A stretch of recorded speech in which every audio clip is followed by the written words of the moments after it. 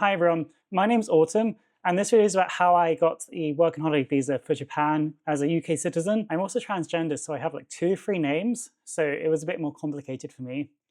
But I'm hoping this helps someone in the future because when I looked on YouTube, I couldn't find any videos or like information specifically about transgender people applying for the work and holiday visa. So I got all the forms from the website. You have to fill out like 3 forms. One of them is like an application form. I do need like an itinerary and a reason of why specifically you want to go to Japan. So I filled them out best as I could. My itinerary was just like do stuff in Japan, blah blah blah. My why was quite strong. I'm really into climbing and bouldering, and Japan has some really famous like climbers, especially in the Olympics, and they have some really great climbing gyms as well. And the people at the embassy were also fans of Olympic climbing, and this is when the Olympics was going on in 2024. So there was a lot of talk about Olympic climbing, especially because it's the second time it ran, I believe. I'm learning a language, and I quite like the technology scene in Japan is quite strong as well, especially for like Kubernetes, which I do a lot of at work. And I know like loads of developers in Tokyo specifically, so I thought I may as well go and like spend some time and learn some skills from them. So my why was quite strong. I had a friend who also applied for work and holiday visa, but her why wasn't as strong as mine. Hers was like, I want to go there and learn more about like Buddhism, and they were very much like, why specifically Japan? Why not anywhere else? Why do you have to be in Japan to learn about this? Could you not learn about this online? So really try and focus on why specifically Japan. Why can't you do this anywhere else? The other thing they want to see is, as a UK citizen, you can get 6 months in Japan without a visa. They want to know why you need 12 months. Why do you need 12 months? Whatever you do, do not say you need to work during that time. This, unlike other work and holiday visas like Australia, where you have to work, Japan would prefer you not to work. They prefer you to holiday and work if you need to like supplement your income. So do not mention work at all on your application anywhere. I wrote a little line that was like, after 3 months, I'm going to look at my budget and see how my spending's going. And if I need like a supplementary job, I will find one, but I don't plan to get one. And they're okay with that. So I went to the embassy in London. It's next to a really nice park. I want to say Hyde Park. But it's really nice. It's like a 10-minute walk from the tube station. It's a nice area. There's an M&S on the way. You can get like a quick bite to eat. When you get there, there's a security guard. They'll like scan you for metal and stuff. I brought a knife in accidentally, like a Swiss Army knife, like a small one. Just because the day before I went there, I was at like a running festival called Love Trails, which is also a video on my channel. And I had to run like 30, what was it, like 30 miles or something through like the Welsh wilderness. So I brought a Swiss Army knife with me, and I just happened to have like the same bag with me in London, but they were understanding. They didn't like kick me out or call the police. Like, okay, just leave it like here at security, then you can get it when you come back. So when I went there, they were happy with lots of stuff in my application, but they wanted a stronger itinerary. So my itinerary was like 1 page for like 12 months. It wasn't really big at all. It was like, I'll do stuff. They wanted like month by month analysis. They wanted like to understand exactly why I wanted to be there for 12 months. The women, I had the English women, so there's some like people that work there. The English woman was really nice, and she explained that like some itineraries could obviously be done in 6 months. You need to prove that yours will take longer than 6 months. Like you need to show a lot of effort's gone into this, and you need to show you thought about this a lot. So she was like, something I would do is I would include like a specific coffee shop or restaurant on there that you've heard of like on Instagram or YouTube. And this shows that you like know a lot about the country. So I went back, right, and I did loads of research for this. I literally was like, okay, this coffee shop sounds nice, and it's on my Google Maps like pinned list, so I include that. And I included so much like details of what I wanted to do, down to coffee shops. The only thing I didn't do was like, oh, so 2025, Osaka has a world fair, which is like a technology global fair. So I included that as well because I'm really into technology. But my last 3 months in Japan, like in the itinerary, I just wrote it takes a long time to find a job in the UK, like at my level.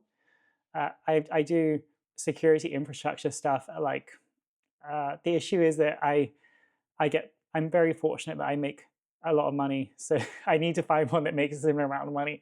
And that does not take like 1 month. It takes like 3 to 6 months. So I wrote on my application last 3 months, I'm going to be cramming for like interviews. I need to like practice every day. I need to make sure I get a job when I get back because I want to leave I want to leave Japan like safely. And they really like that a lot, actually. They were like, yeah, it's good that you have a plan on like returning to the UK because some people don't do that and they just sort of like run out of money and then it causes a big issue. So the fact I had one was quite good. So my second visit, I handed in my itinerary. I had to put down like a hotel and airplane thing I wanted to stay at, like what my flight details were. I didn't book anything yet. And they said, you don't have to book anything. You just have to like write down what you would do. If you had got the visa today, you'd go home, what would you book right now? So I just like Googled flights to Japan, put that down. I didn't really think about it, to be honest. They also wanted more proof of savings. So I gave them saving account like statements. They wanted bank statements. They wanted to see what I was spending money on, which I presume is like no like drugs or OnlyFans or like not lots of alcohol, you know, because they don't really like it if you drink a lot. Because they don't want you to work in a bar, so I presume they didn't want you to see like drinking every single day, you know. So your last 3 months, make sure you don't buy anything like dodgy, because they'll have a review of that. Just a heads up. But because I was applying under my dead name, so because I'm trans, my passport's under my dead name because I have like a diplomacy issue. I have 2 citizenships and they don't like each other very much. So it's quite hard for me to change my name. And I have to wait for like my MP to change a law, which will take a long time. But my bank account was under a different name to like, I have like multiple bank accounts under different names. And this wasn't actually that bad to them because they, like originally the English woman was like, oh, this could be bad. Like she looked a bit like, okay, this will be a bit weird. But the Japanese woman, who's like her manager, she was like, no, this is chill. Like it's on the form. You have 2 names. Like if it's on the form, it's okay. Like you're not lying to us. Like you wrote on the original form, you have 2 names and here are your 2 names. Cool. So not once did they ever ask me about why I had 2 names either. So I was quite worried they would ask like, oh, are you transgender? And it would be quite scary for me to answer that because you don't know like if they're going to judge you or not. They just didn't care at all. They were like, it's on the form.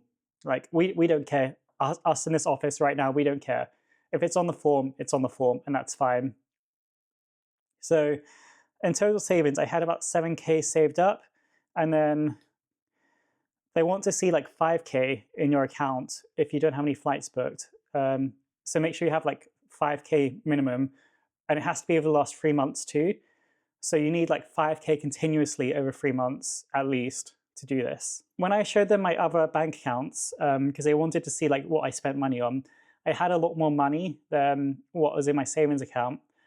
But that was just because I met the 5K limit and I didn't want to like deal with the transgender like name stuff. Like I wanted to try and avoid that, so I didn't show it to them the first time around, but the second time they wanted that.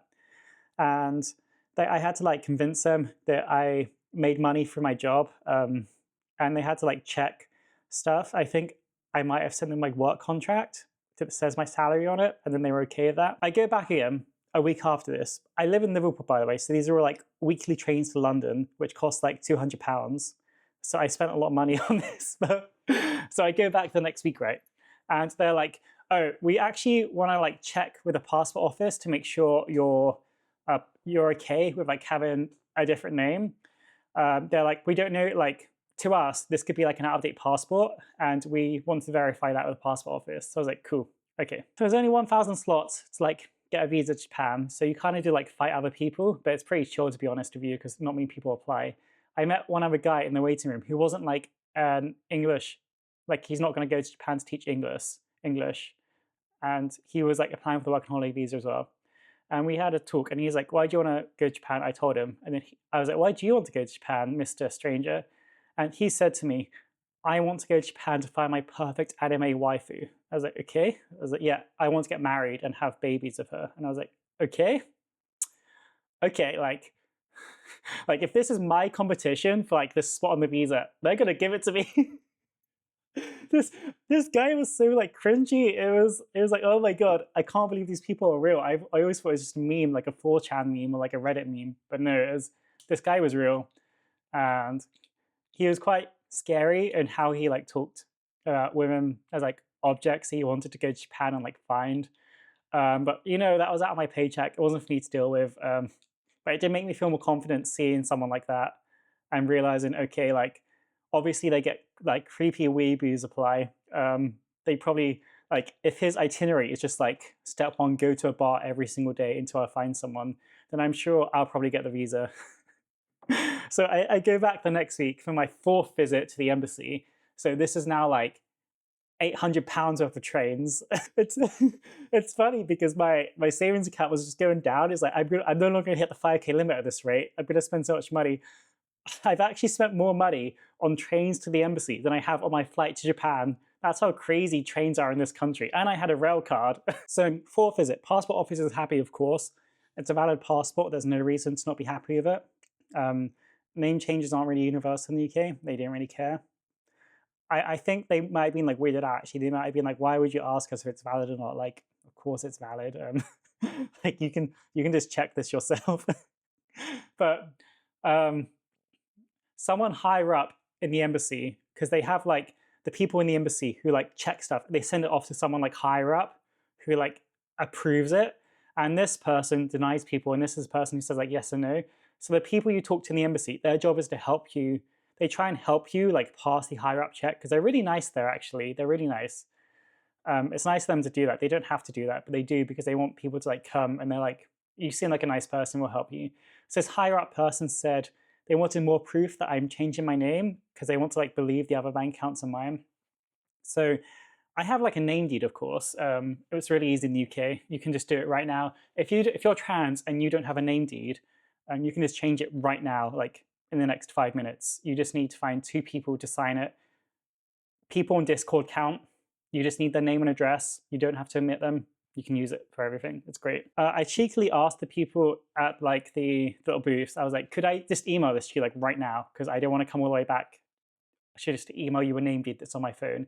You're not allowed to use your phone at all in the embassy. It's like very forbidden. Unless you're like in the waiting room, but even then, some people were like, you could tell the atmosphere there was not good for phones. And she was like, oh yeah, just email it to me like right now. So I pulled out my phone and I had to like do it quickly because it is not allowed. So I did feel a bit like bad doing it. But I emailed them the name deed and they went and printed it out. And then they had me like sign it with my hand and date to prove that I was there when I gave it to them. After like signing it, they had to like check everything again because they always go to this like back room and they check everything you give them just to make sure it's okay because they catch problems there for you and then before they send it off. Because if you get denied at like the higher level, I feel like it's quite hard for you to like fix it. I feel like the person higher up who says no to you, if they say like no, you have to wait a year. But the people in the embassy, if they say no to you, like you just sort of ask them why, or they'll probably tell you why. So they had lunch. I went to Hyde Park, which is just across the road. Crossing the road's really horrible, by the way, because it's like a main road, typical London. But it was really sunny. I literally just had a nap in Hyde Park. I was reading a book and had a nap. And I was like, oh, look at the time. Time for me to go back to the embassy. So I went back to the embassy. And then they're like, we literally just finished lunch. Like, we've not checked it yet. Could you just wait? So I was like, okay, cool. So I waited around a bit. And then they're like, yep, all looks good. Come back next week to collect your passport. So they always say collect your passport. They don't tell you whether you got it or not because they can't tell you that. It's like someone higher up has to approve it. So the next week I go and collect my passport. Cost £17 in cash, no changes given. And they told me if I change my name on my passport, I need to come back and fix a bunch of stuff. But basically, I was like, oh, I don't plan to. And they're like, thank you. It's going to be a lot of work if you change your name on your passport before you leave for Japan. I was like, yeah, because Japanese people are like very bureaucratic. They're not very emotional, I find. So the fact that she was like, thank you for like not changing your name, it's a lot of work. I was like, oh my God, this, like, if she is telling me this is a lot of work, this would be like mountains of work to change on a visa thing. So it gets stuck into your passport, like a little sticker. If you lose your passport, you lose your visa. So you need to like make sure your passport's safe. I brought an AirTag and I attached it to the passport.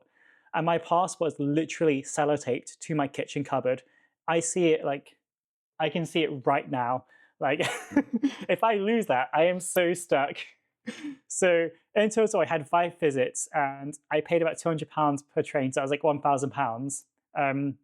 I don't think I stayed in a hotel for any of them, but yeah, it was a lot of work, but it was really nice being trans because they just don't care. You just have to apply it under your dead name. When you go for accommodation in Japan, you also have to use your passport, which would be your dead name as well. I've yet to discover like Japan. I don't live there yet, but I presume I'll just tell people my name's Autumn, and they'll be fine with that. It's just like landlords and stuff will probably address you with your legal name, and maybe the police. It's probably won't be that big of a deal, to be honest with you.